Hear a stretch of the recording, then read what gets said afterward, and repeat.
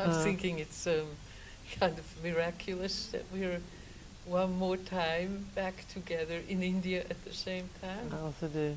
Hasn't been happening in a number of years. Yeah, it's really, really special, and I Special. feel so moved when I look across the room and I just see you, and then I look around and I see I know. people and And the I spot journey. you, and shall we just think a little bit about how it used to be when we came together to India? That's beautiful. Maybe what's been going on for us since in terms of who we are and our professional life. Well, it's so amazing that you say that, but it's not really, because we always seem to, historically, but maybe still currently, arrive at a thought together from a different place. Because I just thought about that, and if you were to articulate now, and if I was to, what were we wanting most to do? So if I ask myself the question, what were my challenges back then that continue to in some ways still be a challenge? And I'll carry on just saying what it is for me, and then, is that okay? Yeah. And I think it was always to find a way to train. I'm hesitating psychotherapists, because I don't know if it was psychotherapy, but maybe it was, and counseling, to train and teach, and I use those words separately, transactional analysis, to a community of people where what I really believe in would come through, and it would not be teaching technique and theories in a way that were devoid of a very deep philosophical belief around how to be. So I was dancing internally always between being and doing and working with philosophy. And I think in India I found that both an enormous challenge and actually tremendously easy with the community. I think I really know exactly what you're talking about, because for me it was always like such a gift to work in this environment with the people in this subcontinent and their incredibly ancient wisdom that is so embodied. And so that for me was like what I received, as opposed to what maybe I brought and gave. Yeah, that's right. Yeah. That's right. But I would like to maybe say something about you and I working together, Right. like not in just individually, but because people sometimes here in India said that, like when we were running the multi-level, sometimes people said we were like chalk and cheese, and yet we worked hand in glove together. Yeah, yeah. How do you make sense of that? I make sense of it because I think what was never in question for me was a deep understanding or a shared philosophical belief around how to be with people, like what was important. It wasn't either or. Like I think we both share a need for structure as much as we share a respect for process. Yes. So if I got too lost in the process, you would pick the structure, and vice versa. Yeah, and vice versa. It's not like I represent process and you structure. There was a dance between that. That's so true. Yeah, and I think that our style might have been experienced as chalk and cheese, but in fact I don't experience myself as chalk and cheese with you. I don't either, Yeah. but I was curious how Yeah. often people Yeah. said that. That's right.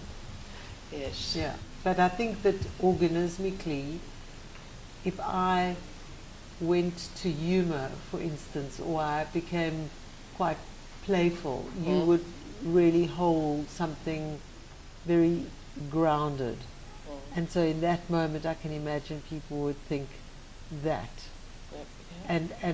But we were organically working with our differences and our similarities, but actually it didn't feel conflictual. It, it Yeah. didn't, certainly didn't Yeah. to me. But I love that we had that dialogue, because Yeah. we never had that dialogue before. Yeah.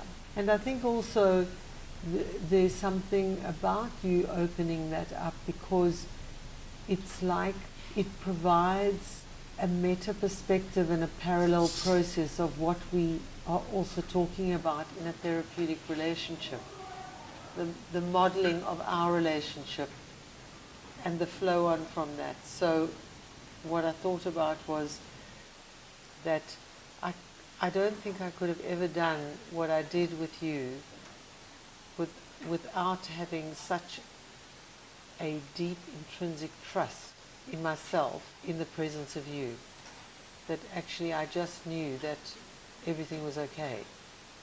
So that it wasn't about making mistakes or getting it wrong with you or for you or vice versa, that actually there was such a deep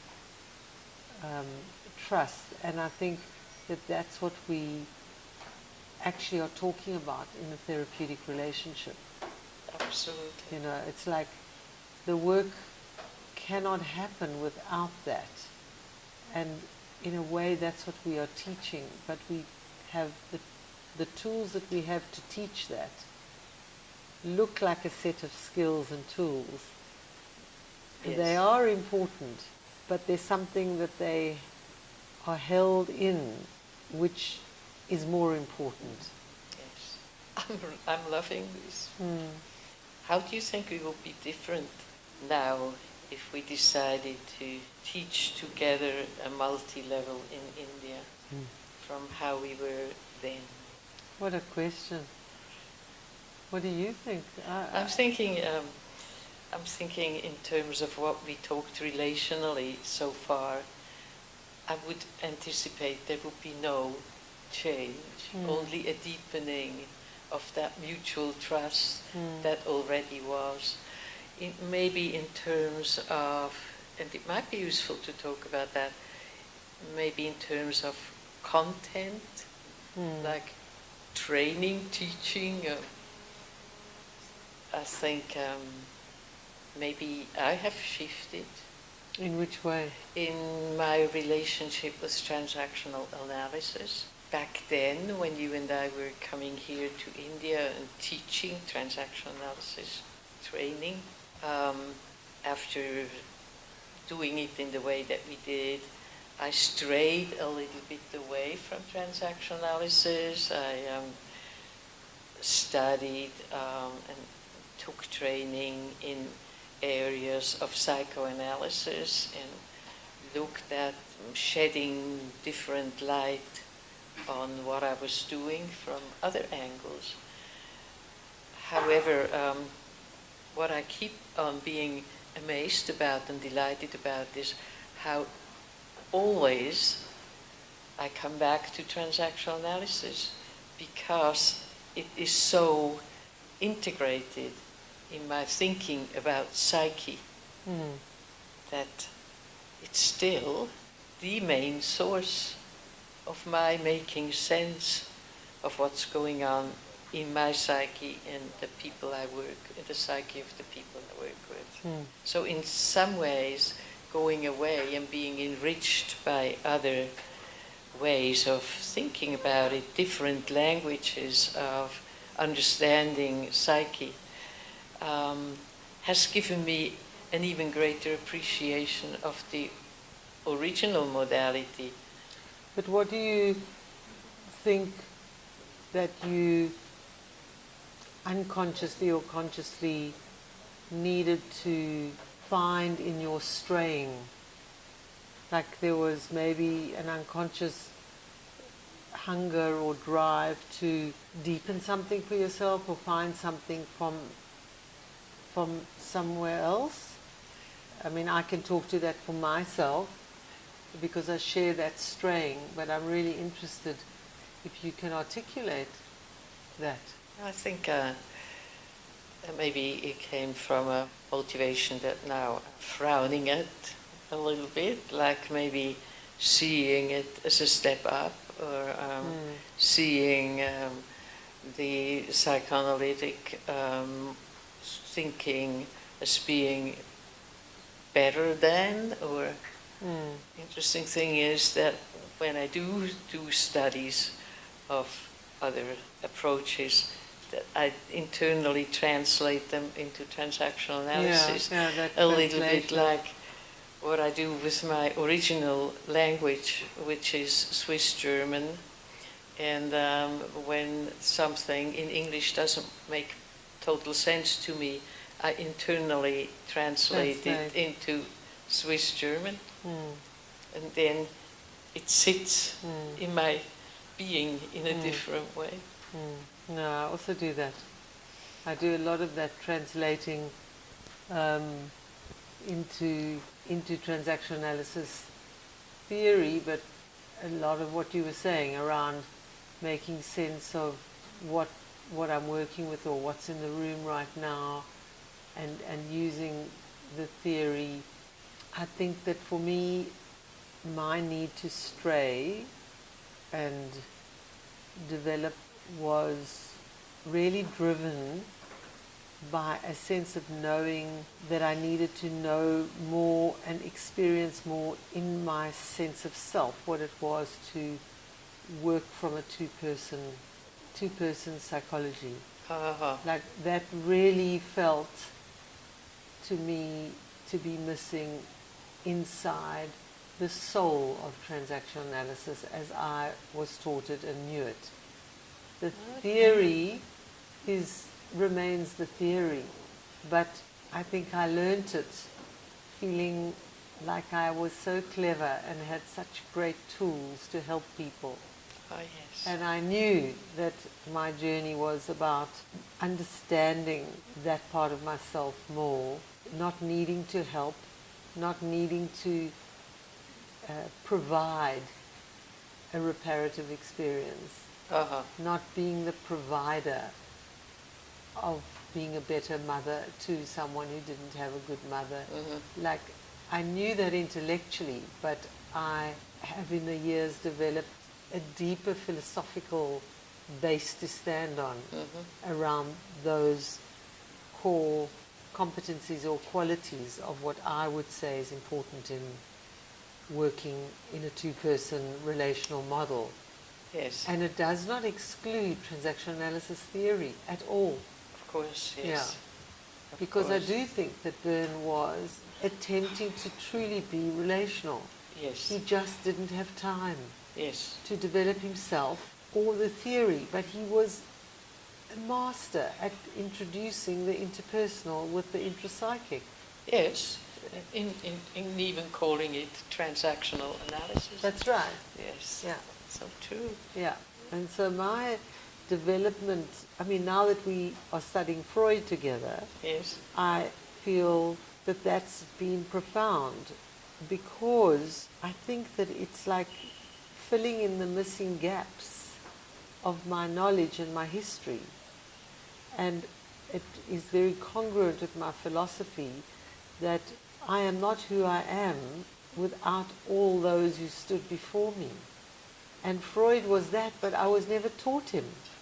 And I didn't get taught the evolution of transaction analysis, like how it evolved and what came before. So I have filled in that for myself, which allows me to stand on much firmer ground around Byrne.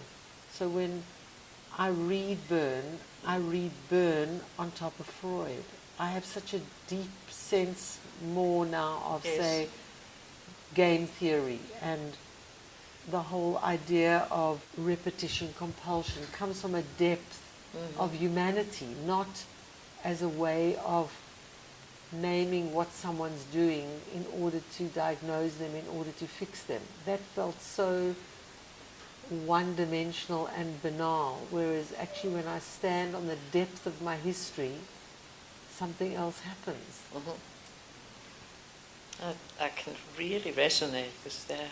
I think studying Freud, something that touched me about doing that, I didn't so much think of the history, but I thought of his defensiveness touched me, that in his writing, because also I kind of knew what Freudian theory was, but I didn't know how Freud struggled with it. But now Struggled with his own theories. Yes, Yeah. And at times in his writing that defensive position came out.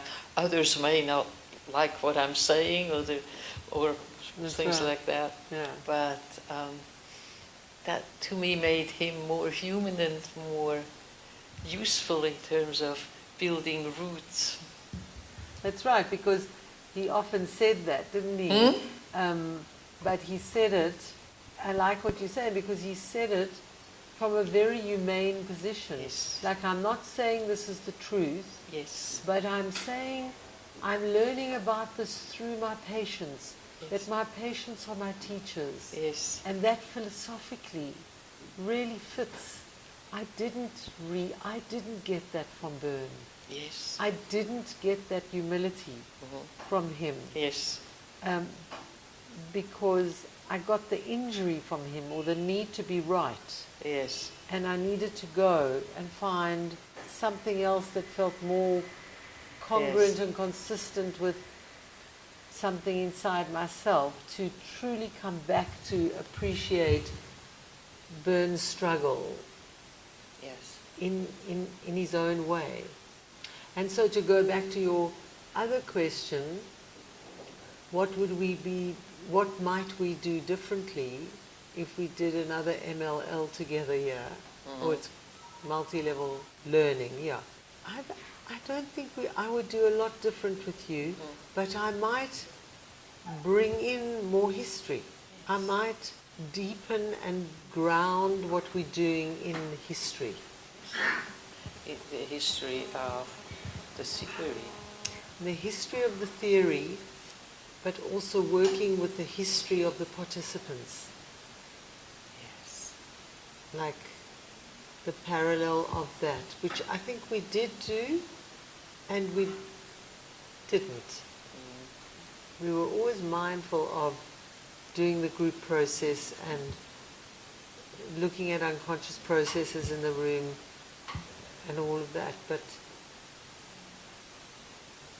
I think I was just one small step away from them. I feel like I've gone away and deepened things that I didn't even know I needed to deepen. Yeah, yes. So, for instance, I might have shied away more than around using transactional analysis terminology because I found it jarring, whereas actually now I might engage with it more. Yes. Because I'm less ashamed of the jarringness of it. Exactly. But I would engage maybe in a broader sense. Like, what would an example be? Like impasse theory, so brilliant, but it also sits across all the theories. Yes. It's actually spoken about in Freudian theory. Absolutely. Every theorist speaks about it, and yet Byrne provided us with a way of understanding that, or maybe the Gouldings did. In terms of impasse theory, yes. Yeah, in a way that was really palatable and helps me to understand the depth of some of the earlier writings that were made a little bit too complicated for me to understand. I can understand the complexity, having understood what Byrne helped me to understand in the simplicity. Yes. Before, when you talked about maybe some concepts in transactional analysis that you were almost a little bit shying away from, what immediately came to my mind is the term rackets. And now I know, having done all the other study in addition to transactional analysis, I have such a warm relationship with spotting a racket, because what I'm spotting is a survival move by the person, like it's a survival decision to be like that. that wasn't necessarily consciously made, but is acted out, and then immediately it's easy for me to be compassionate and then find a response to that from a place in myself that is different from spotting a racket. That's right, but then you would sit with your patient or your client, how you refer, with a sense of compassion, of understanding their survival experience in that moment. And that sense of compassion is the heart of what makes you the you of the therapist you are. And yet you would be working diagnostically like an astute physician, but nobody would know. What they would see would be the you of you that we see. Yes. And I'm so curious because I think that's what you and I can do. I can do that, and I can see that you can do that. Yeah. But I'm curious about how we think about that in terms of trainers. What do you think about when you're teaching people? What comes first, or is it not about what comes first? Like, you have to learn A, B, C, D, E before you to read. Yes. And then you put words together and sentences, and you can't become a profound writer before you learn the letters that you have to use to write. And then the words, yes. And then the words. But you may never become a profound writer if you grew up in a situation that limited your capacity to have a fantasy life. Yeah. You know, it's, as a trainer, like, that's where the art is. How the dance happens between the teaching of what needs to be taught with always that philosophical human underpinning. So just kind of listening to you on different levels of my being in the moment, and coming back to what I said about rackets, I'm thinking maybe in the past when I spotted a racket, I did have a compassion and saw it as a survival decision back then, whereas now I experience it as a survival decision in the moment with me. So then you move it into, oh my goodness, what am I doing? What am I doing to have provoked that survival experience in the other person? Yes. Oh, that's beautiful. So Charlotte. then that brings it into that domain, and how to bring that into the training. That is absolutely beautiful. So that you absolutely harness that moment, which we know so much about in terms of relational moment by moment, to really be in the moment with that experience of you having provoked something in another and in yourself. Whereas historically, we almost move to the historical experience as a way of avoiding. As a way of avoiding. Like they were bad, so you had to defend yourself. Yeah. They were the ones you had to defend against, where now you need to use some of that in this room with me in this moment. Yeah. Well, we have to get through something together. Yes. And actually, if we go back there, we'll still not necessarily get through what we have to get through together. And at the same time, by going back there overtly in the session, we may provide the person we work with an understanding that might help them to move forward with me. That's right. In the we and you together moment. That's right. So again, then we come back to that the moment that we want to possibly fix something, it's not fixed. It's always the past, the present, the technique, the philosophy. We are operating in such a swimming pool, and the art of knowing how to swim with all of that, is incredibly, I suppose it's that kind of richness that keeps me constantly engaged in my profession. Exactly. And as a human being, actually. Yes, exactly. I think that's where my passion is. I feel good about This what we conversation. covered together. I feel delighted that we had this opportunity to re-engage in this particular way. And I feel so delighted that we never planned it. Yes. Like that, Yes. actually, who would have thought that we would have the time to perhaps close our Indian experience together In this way. Thank you. Thank you so much. And thank you, India, Yeah. for back then and for right now And in for this right moment. now.